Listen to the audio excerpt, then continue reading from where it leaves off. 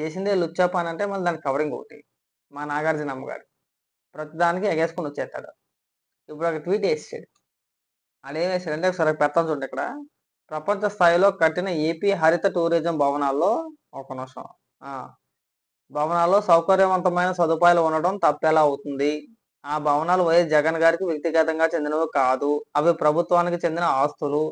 50 ఏళ్లకు పెన్షన్ ఇవ్వడం చేతకాని వాళ్ళే ఇలాంటి చౌకబారు విమర్శలు చేస్తారు. చౌకబారు అనడం కూడా ఇది చేతకాల. చౌకబారు అని రాసేటి. ఒరే నాగార్జునమ్మ, 36 లక్షల బాత్ డబ్బులో ఎవడరా స్నానం చేసేది? ఏ అధికారిరా స్నానం చేసేది? చెప్పురా. ప్రభుత్వ భవనాలే అనుకుందాం. 500 కోట్ల రూపాయలు పెట్టి కట్టాల్సిన అవసరం ఏముంది చెప్పురా అక్కడ? రూపాయి 2 రూపాయలు కాదు, కోటి 2 కోట్లు కూడా కాదు, 500 కోట్ల రూపాయలు. సరే, నువ్వు అనుకున్నట్టు టూరిజానికి సంబంధించిందే అనుకుందాం, ప్రస్తుతానికి అనుకుందాం. ఒరే దానిపైన అంత ఆదాయం వచ్చిద్దిరా? కనీసం వడ్డీ అయినా వచ్చిద్దా? 500 కోట్ల రూపాయలకి వడ్డీ అయినా వచ్చిద్దా సంవత్సరానికి? టూరిజం భవనాలే అనుకుందాం, నువ్వు చెప్పిన విధంగానే అనుకుందాం. 500 కోట్ల రూపాయలకి 500 కోట్లు వద్దు, కనీసం 100 కోట్ల రూపాయలకి వడ్డీ అయినా వచ్చిద్దా? సంవత్సరానికి వడ్డీ అయినా వచ్చిద్దా దానివల్ల? రాదు కదా, బొక్కే కదా. లోపల చూస్తేనేమో కోట్ల రూపాయలు లక్షల రూపాయలు పెట్టి సామాగ్రియా? ఒక ఫ్యాన్ 25,000, బాత్రూమ్ టబ్ వచ్చేసి ఏకంగా 36 లక్షల, కమోడ్ వచ్చేసి 6 లక్షల, ఇటాలియన్ మార్బుల్సా? ఏరా, కొన్ని వందల కుటుంబాలను బాగు చేయొచ్చు. కొన్ని వందల, ఒకటి కాదు రెండు కాదు, కొన్ని వందల కుటుంబాలని, మధ్యతరగతి కుటుంబాలని బాగు చేయొచ్చు మీరు పెట్టిన వృధా ఖర్చు మూలంగా. గతంలో హరిత రిసార్ట్స్ అని చెప్పి ఉండేవిరా, ప్రభుత్వానికి ఆదాయం వచ్చేది. ఇవాళ మీరు 500 కోట్ల రూపాయలు పెట్టి ఒక పెద్ద భవనం కట్టేశారు. అది కూడా ఏంటి? ముఖ్యమంత్రి నివాసం.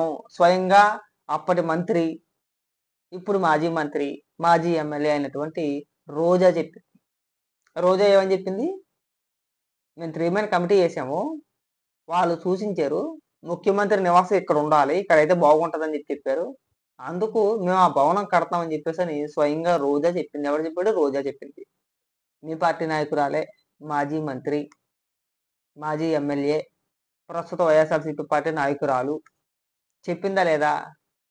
మనం ఈ బతుకి సిగ్గు సర్వే ఉండదంటారా అక్కయ్యగా? కొంచెమైనా కానీ. అంటే మనం లక్షల రూపాయలు పెట్టి, కోట్ల రూపాయలు పెట్టి, ప్రజల సొమ్మే కదా, మనది కాదు కదా, ప్రజల సొమ్ము తినేయడంలో జగన్మోహన్ రెడ్డి నెంబర్ 1 రా. ఒరే అంత భవంతి కట్టాల్సిన అవసరం ఏముంది? రాష్ట్ర ఆర్థిక పరిస్థితి ఏంటి? దానివల్ల వచ్చే ఆదాయం ఏంటి? గతంలో వచ్చిన ఆదాయం ఎంత? దాన్ని బేరీజు చేసుకొని మీరు కొన్ని భవనాలు నిర్మించారనుకో, గతంలో ఇంత ఆదాయం వచ్చింది సంవత్సరానికి టూరిజం మూలంగా, పర్యాటక శాఖ ద్వారా ఇంత ఆదాయం వచ్చింది వైజాగ్కి, దాన్ని ఇంకోస్త డెవలప్మెంట్ చేద్దాం, మంచి మంచి భవనాలు నిర్మిద్దాం అని చెప్పేసి అని 1 కోటి 2 కోట్ల రూపాయలతో భవనాలు నిర్మించి దాని ద్వారా ఆదాయాన్ని సృష్టించే ప్రయత్నం చేస్తే అది వేరే పద్ధతి. ఊరే 500 కోట్ల రూపాయలతో భవనం కట్టేసి దాని ద్వారాగా ఆదాయం వచ్చిందని చెప్తే శివులు ఎవడన్నా పువ్వులు పెట్టుకున్నాడు ఏంటి ఇక్కడ? ఏరా, అంత కొండేరి పప్పలో ఎవడన్నా కనబడతాడా? కనీసం రూపాయి వడ్డీ వేసుకున్నా సరే, రూపాయరా ఎక్కువ వద్దు, రూపాయి వడ్డీ వేసుకున్నా సరే 500 కోట్ల రూపాయలకి సంవత్సరానికి వడ్డీ అయినా వచ్చిద్దిరా? పావలా వేసుకున్నా కానీ 500 కోట్ల రూపాయలకి వడ్డీ రాదురా. మీరు నిర్మించిన భవనం మూలంగా చెప్పుకోవడానికి సిగ్గు అనిపించట్లేదురా కొంచెం అయినా కానీ. ఆదాయాన్ని సృష్టించడానికంట పర్యాటకుల కోసం అంటే ఏకంగా 500 కోట్ల రూపాయలతో భవనం కట్టేసాడంట. అలాంటి మాటలు మాట్లాడుతున్నారు వీళ్ళు.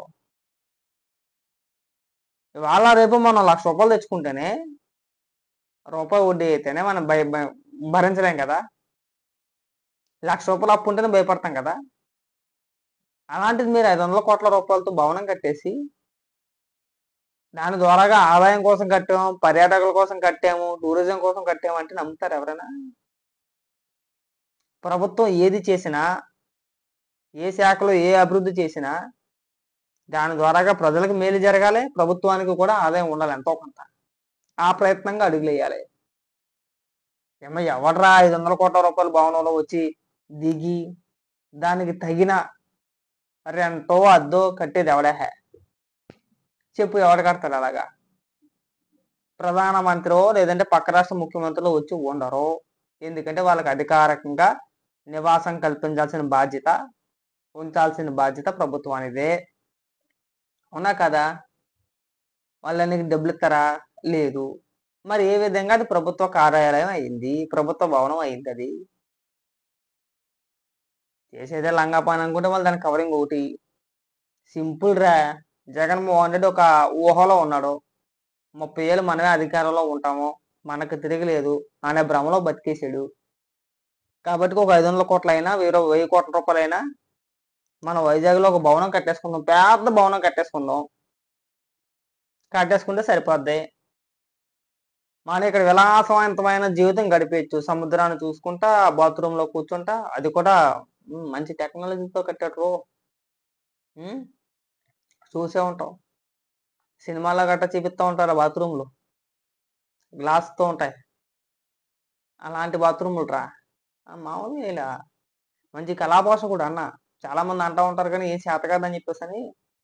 అబ్బే మంచిదే, మంచి కళాపోషకుడే. లేకపోతే 36 లక్షల రూపాయలు అయితే బాత్రూమ్ బాత్ డబ్బు ఏంటిరా? అందులో పడుకుంటే ఏమొస్తారా?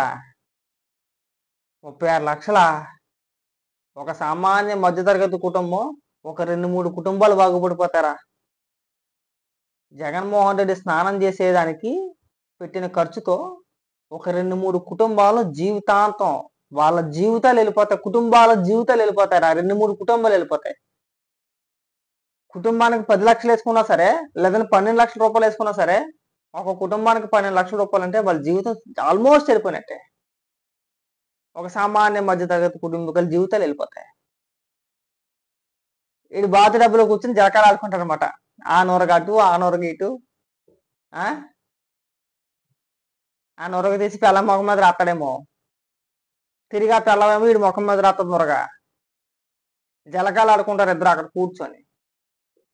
ఎరా 36 లక్షలు టబ్బు, అందులో పడుకుని కాపురం చేస్తాడేంట్రా? అనకూడదు. ఇలాంటి మాటలు కూడా వస్తున్నాయి, వినబడుతున్నాయి. మేము అన్నట్లా అలాంటి మాటలు వినబడుతున్నాయి అంటున్నా.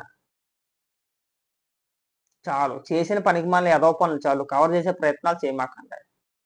ప్రభుత్వం కోసం కట్టాం, ప్రజల కోసం కట్టాం. జగన్మోహన్ రెడ్డి అమాయకుడు. ఇలాంటి లఫంగి పరంగి మాటలు మాట్లాడితే చెప్పులు దిగిపోతాయి. పనికి మళ్ళీ అదోలారా చేసేదే లఫంగి పనులు అంటే మళ్ళీ దానికి కవరింగ్ ఒకటి. మళ్ళీ వచ్చాక పెద్ద పెద్ద ట్వీట్లు వేసేయాలా? నీకు సంగతి ఏముంది, నువ్వేం తక్కువడివేం కాదు. నువ్వు చాలా వ్యవహారాలు చేసావు. కంగారు పడి మాకు అన్ని బయటకు వస్తాయి.